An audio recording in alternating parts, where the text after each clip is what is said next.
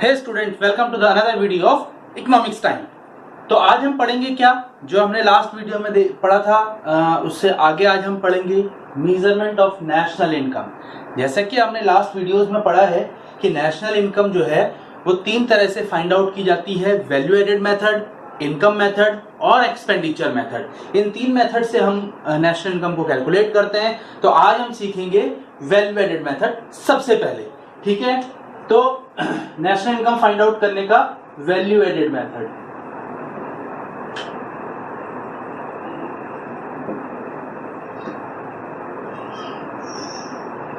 Value added method में हम क्या निकालते हैं, इसमें वैल्यूज को ऐड करना, मतलब कि कितना वैल्यू ऐड हुआ है मार्केट में। जब भी एक प्रोडक्ट बना है और वो मार्केट तक पहुंचते पहुंचते कौन कौन सी वैल्यूज उसमें ऐड हुई है, ठीक है ना, उसके बेसिस पर हम ये वैल्यू एडेड मेथड से नेशनल इनकम काउंट करते हैं। फर्स्ट ऑफ ऑल इसमें हम डोमेस्टिक इनकम काउंट करेंगे। डोमेस्टिक इनकम को हम बोलते हैं क्या, NVA at factor cost. Factor cost पर हम इसको निकालते हैं, ठीक है ना, NVA at factor cost. NVA मतलब क्या है, एनवीए एट फैक्टर कॉस्ट, इसका मतलब net value added at factor cost. इसका मतलब ये है, एनवीए को ही एनडीपी भी बोलते हैं। डोमेस्टिक प्रोडक्ट ही है ये भी, डोमेस्टिक इनकम ही है ये भी। NVA is equal to NDP, ठीक है, क्लियर हो गया। तो आइए फाइंड आउट करते हैं कि कैसे इसको हम कैलकुलेट कर सकते हैं। तो सबसे पहले फॉर्मूला देखेंगे कि कैसे इसको कैलकुलेट करना है। सबसे पहले एनवीए एट एफसी, इसका फॉर्मूला होता है क्या, ये डोमेस्टिक इनकम है, बाद में इसको हम नेशनल इनकम में कन्वर्ट करने के लिए एनएफआईए इसके अंदर में ऐड कर देते हैं, ठीक है ना, net factor income from abroad, वो इसके अंदर ऐड कर देते हैं। लेकिन सबसे पहले डोमेस्टिक इनकम निकालेंगे उसके लिए। तो NVA at FC is equal to value of output,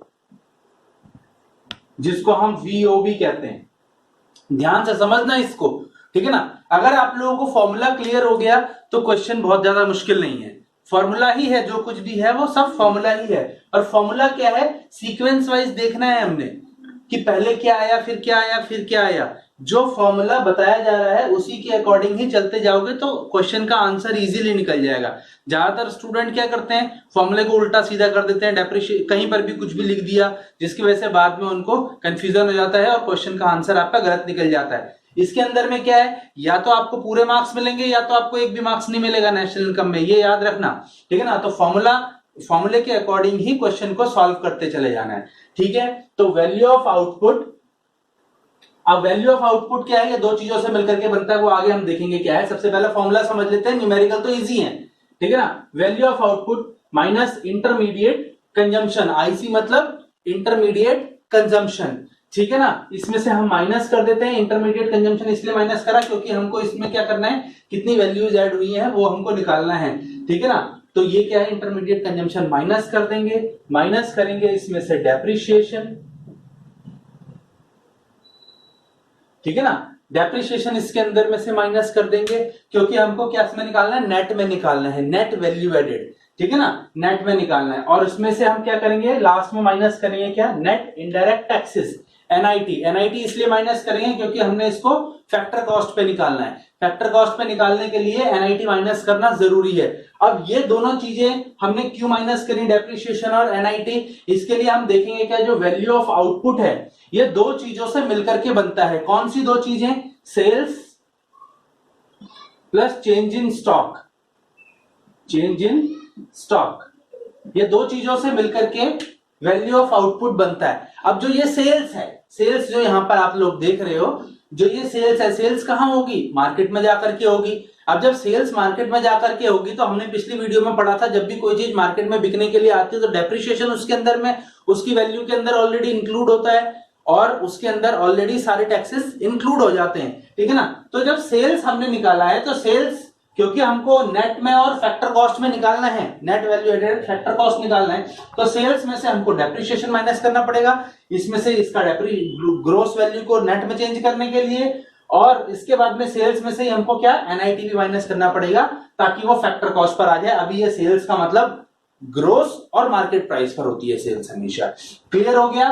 तो इन शॉर्ट हम इस फॉर्मूले को पूरा देखेंगे। NVA at FC is equal to sales plus change in stock minus intermediate consumption minus depreciation minus NIT. Clear हो गया? तो ये है इसका फॉर्मूला परफेक्ट। अब फॉर्मूले में क्या है, कुछ चीजें, अब जैसे चेंज इन स्टॉक है, ये दो चीजों को मैं एक बार दोबारा से बता देता हूं आप लोगों को। सेल्स तो हमको पता ही है क्या होता है। अच्छा सेल्स क्या है, ये भी दो चीजों से मिलकर के बनता है, क्वांटिटी इनटू प्राइस। अगर कोई भी क्वांटिटी दे रखी है आपको कि इतना सेल किया गया क्वांटिटी है और इस प्राइस पर सेल किया गया, तो दोनों को मल्टीप्लाई कर देंगे तो आप लोगों को निकालना आता ही है। ये हमने 7th 8th क्लास में किया हुआ मैथ्स में, ठीक है ना। तो हम दो चीजें इसके अंदर में देखेंगे कि चेंज इन स्टॉक कैसे निकालते हैं। Change in stock, change in stock कैसे निकालते हैं, ये होता है closing stock minus opening stock. Closing stock minus opening stock. इसके बाद में क्या है, एनआईटी नेट इनडायरेक्ट टैक्स। ये क्या होता है, इनडायरेक्ट टैक्सेस माइनस सब्सिडीज। ये हम पिछली क्लासेस में भी पढ़ चुके हैं, ठीक है ना। Indirect tax minus subsidies. Depreciation जो होता है इसको कंजम्पशन ऑफ फिक्स्ड कैपिटल भी बोलते हैं। क्या बोलते हैं, ये याद रखना, क्योंकि ये हमेशा किस पर लगता है, फिक्स्ड एसेट्स पर ही लगता है ये डेप्रिसिएशन हमेशा। इसीलिए इसको क्या कहते हैं, consumption of fixed capital. Consumption of fixed capital. तो ये कुछ 3-4 चीजें हैं जो कि आप लोगों को इसमें ध्यान देने की जरूरत है। तो इसको नोट डाउन करो और ध्यान से आपको पढ़ना है इसको। न्यूमेरिकल इजी हो जाएंगे अगर आप ये जो फॉर्मूला मैंने लिखवाया है ये मेन फॉर्मूला है, ठीक है ना। इसमें चेंज इन स्टॉक क्या होता है वो ऐसे निकालना है अगर हमको दिया हुआ है तो। अगर चेंज इन स्टॉक डायरेक्टली नहीं दिया हुआ तो क्लोजिंग स्टॉक और ओपनिंग स्टॉक दिया होगा। एनआईटी अगर हमको डायरेक्ट नहीं दिया तो इनडायरेक्ट टैक्स और सब्सिडीज दिया होगा, यहां से निकालेंगे। डेप्रिसिएशन अगर डेप्रिसिएशन के नाम से नहीं दिया तो कंजम्पशन ऑफ फिक्स्ड कैपिटल के नाम से दिया रहेगा, ठीक है। क्लियर हो गया इतना? तो आइए आगे चलते हैं न्यूमेरिकल्स पर। तो ये जैसे कि एक न्यूमेरिकल दिया हुआ है हमको जिसके अंदर में sales, opening stock, closing stock, opening stock, intermediate consumption, depreciation, intermediate consumption, purchase of raw material और रेंट दिया हुआ है।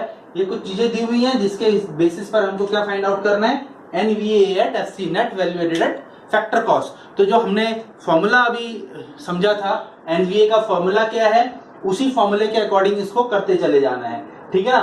तो NVA at FC is equal to sales plus change in stock minus intermediate consumption minus depreciation minus NIT.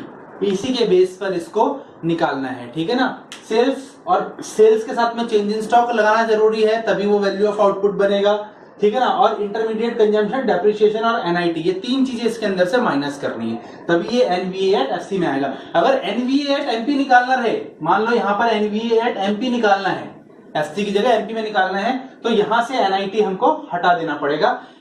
तो इसके अंदर ना तो प्लस करेंगे ना माइनस करेंगे, क्योंकि सेल्स के अंदर ऑलरेडी इनडायरेक्ट टैक्सेस सारे जुड़े हुए हैं। तो ये ऑलरेडी यहां पर एमपी में जब निकालेंगे हम इसको तो जो है इसमें से हमको एनआईटी माइनस करने की जरूरत नहीं पड़ेगी, सिर्फ इंटरमीडिएट कंजम्पशन और डेप्रिसिएशन माइनस करना है। अगर इसको हमको जीवीए निकालना है, जीवीए एट एमपी निकालना है, तो एनआईटी तो माइनस करेंगे नहीं, डेप्रिसिएशन भी इसमें से हटा देंगे, ठीक है। सिर्फ sales plus change in stock minus intermediate consumption, ये आप लोग का निकल जाएगा। फिलहाल हमको एनवीए एट एफसी निकालना है तो वो हम निकालेंगे, कैसे निकालते हैं, माइनस डेप्रिसिएशन और माइनस एनआईटी। क्लियर हो गया? तो हमारे पास हमें क्या दिया हुआ है, सेल्स कितना दिया है, 90। चेंज इन स्टॉक हमको दिया है, चेंज इन स्टॉक नहीं दिया हमको, लेकिन उसकी जगह हमको ओपनिंग और क्लोजिंग स्टॉक दिया है। तो चेंज इन स्टॉक का फॉर्मूला क्या होता है, closing stock minus opening stock, तो 25 माइनस 15, ठीक है ना। और इंटरमीडिएट कंजम्पशन हमको दिया है, यस इंटरमीडिएट कंजम्पशन हमको दिया है। देखिए क्या होता है इसके अंदर में, डेप्रिसिएशन भी मिल जाएगा, चेंज इन स्टॉक भी मिल जाएगा, एनआईटी मिल जाएगा। सबसे ज्यादा जो प्रॉब्लम बच्चों को आती है वो किसके अंदर आती है, इंटरमीडिएट कंजम्पशन में। इंटरमीडिएट कंजम्पशन ही उनको पता नहीं लग पाता कि इंटरमीडिएट कंजम्पशन क्या है, ठीक है ना। वो अभी हम समझेंगे कि क्या होता है। जैसे यहां पर क्या है, इंटरमीडिएट कंजम्पशन दिया हुआ है, ये तो डायरेक्टली दिया हुआ है। परचेज ऑफ रॉ मटेरियल भी दिया हुआ है, ये भी इंटरमीडिएट कंजम्पशन होता है। तो हम दोनों, इन दोनों में से हमको कौन सा लेना है, तो ये बच्चों के अंदर दुविधा रहती है कि क्या हमको लेना है। वो मैं अभी बता रहा हूं आप लोगों को, पहले क्वेश्चन सॉल्व करा दूं। इंटरमीडिएट कंजम्पशन हमको दिया है 40, डेप्रिसिएशन की जगह हमको दिया हुआ है, डेप्रिसिएशन दिया हुआ 20 ऑलरेडी, और एनआईटी हमको दिया है, एनआईटी हमको नहीं दिया, लेकिन इनडायरेक्ट टैक्स हमको दिया हुआ है, यहां पर सब्सिडी नहीं दी हुई। तो हम क्या करेंगे, इनडायरेक्ट टैक्स जो कि 10 दिया हुआ है हमको माइनस 0 मान लेंगे, जो सब्सिडीज है उसको 0 मान लेते हैं, ठीक है ना। ओके, अब इसको सॉल्व करते हैं आगे। 90 प्लस ये 10 हो गया, माइनस 40 माइनस 20 और ये हो गया माइनस 10, ठीक है। तो ये कितना हो गया, ये हो गया 100 माइनस ये हो गया 60 और प्लस 10 7 माइनस 10 70, तो ये क्या आ गया हमारे पास में 30 करोड़। ये क्या आया है, एनवीए एट फैक्टर कॉस्ट। अगर एनवीए एट एमपी निकालना रहेगा तो इसमें से एनआईटी जो 10 है वो हटा देंगे तो 60 आ जाएगा। क्लियर हो गया इतना आप लोगों को, ठीक है। अब आगे देखते हैं, जैसा कि मैं अभी आप लोगों को बता रहा था कि इंटरमीडिएट कंजम्पशन जो है उसके अंदर में क्या है, intermediate consumption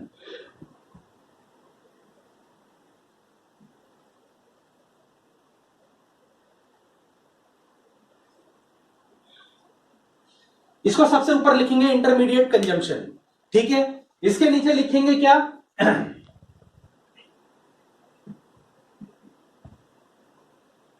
purchase of raw material,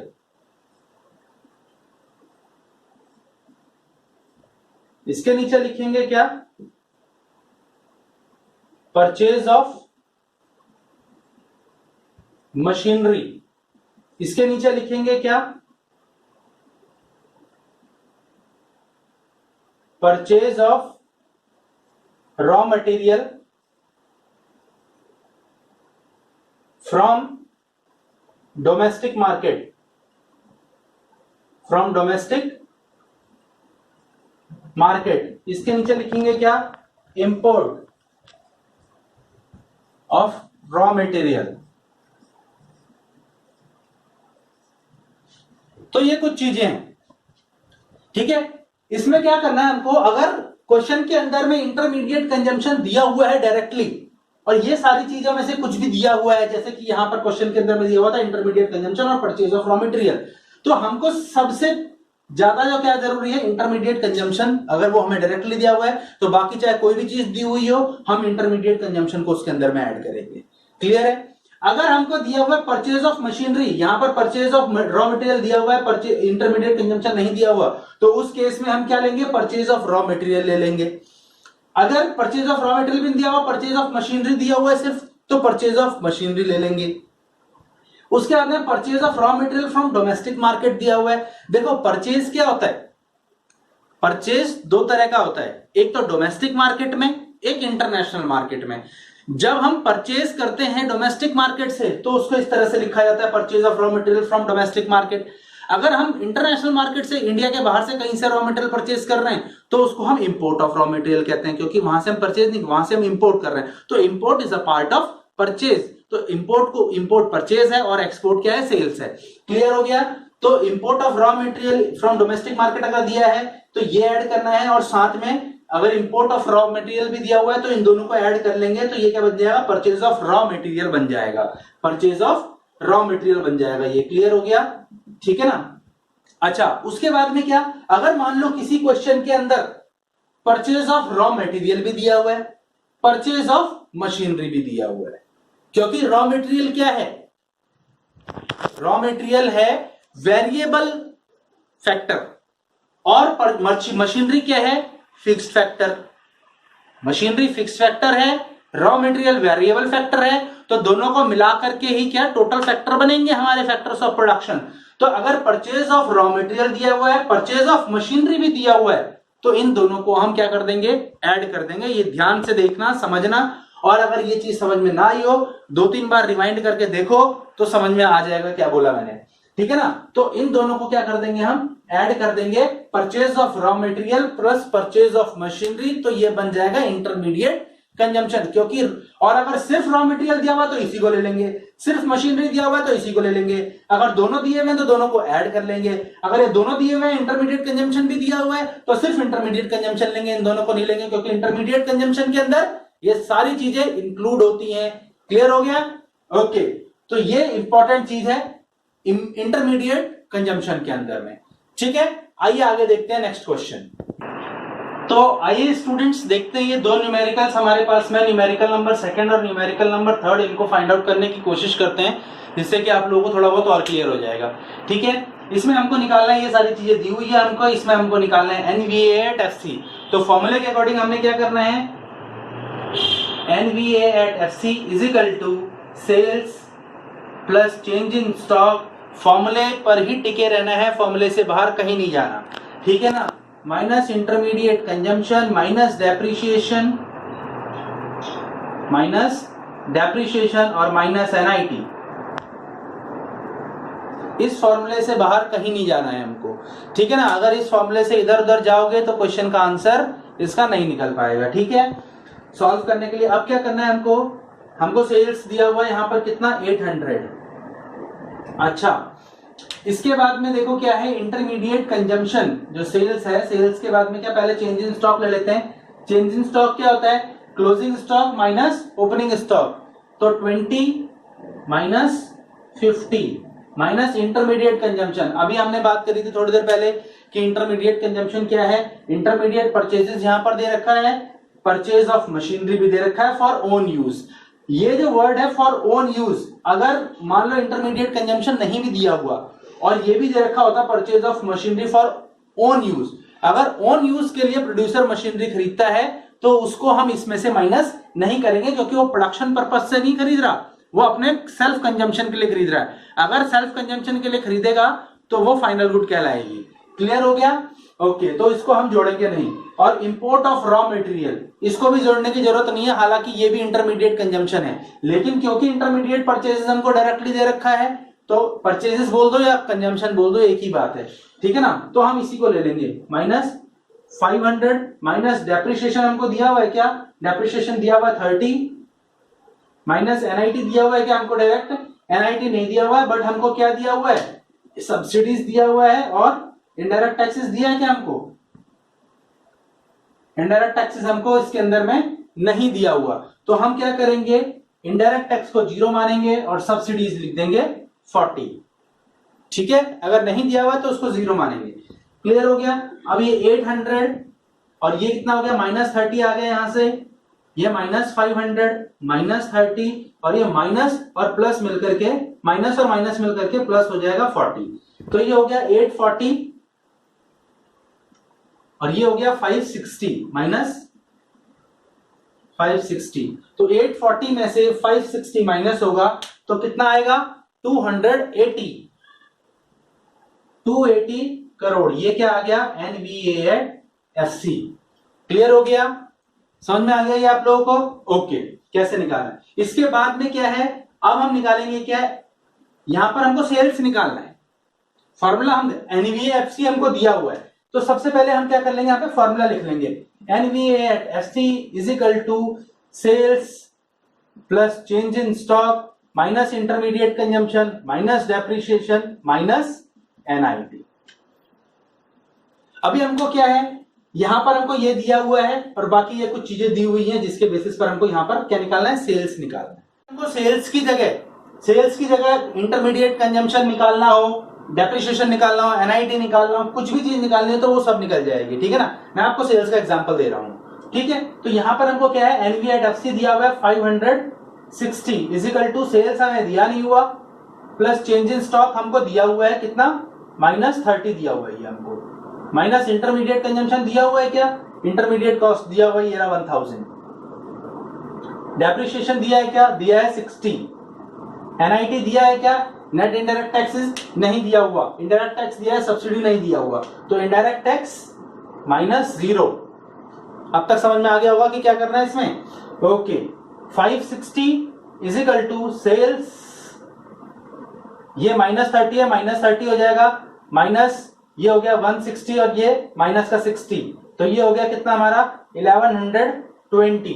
तो 1120 प्लस -30, तो ये हो गया -1150, और यहां लिखेंगे सेल्स और यहां हो जाएगा 560। अब ये सेल्स तो यही रहेगा, ये इधर चला जाएगा, तो क्या हो जाएगा यहां पर सेल्स इज इक्वल टू 560, ये उधर जाकर के क्या हो गया प्लस का हो गया 1150।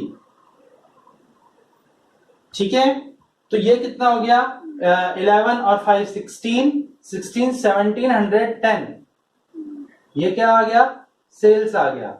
तो इसकी जगह अगर हमको इंटरमीडिएट कंजम्पशन निकालना है, डेप्रिसिएशन, ये आ गया 1710, तो इसके बेसिस पर हम क्या सेल्स की जगह हम चेंज इन स्टॉक, चाहे इंटरमीडिएट कंजम्पशन, चाहे डेप्रिसिएशन, एनआईटी कुछ भी निकाल सकते हैं। इनमें से क्या दिया होगा हमको, एनवीए जरूर दिया होगा, एनवीएफसी अगर हमको दिया है तो इसमें से अगर कोई भी एक चीज निकालनी है तो वो हम इधर उधर करके निकाल सकते हैं। क्लियर हो गया? होप कि आप लोगों को आज का टॉपिक समझ आया होगा, और अगर समझ आया अच्छे से, देखियो अगर कोई चीज आपको बार बार रिपीट करते रहो वीडियो को, अगर कोई चीज समझ में नहीं आ रही है तो फिर आप कमेंट करके पूछ सकते हैं कि ये चीज समझ में नहीं आई, मैं डेफिनेटली उस पर आपको आंसर करूंगा।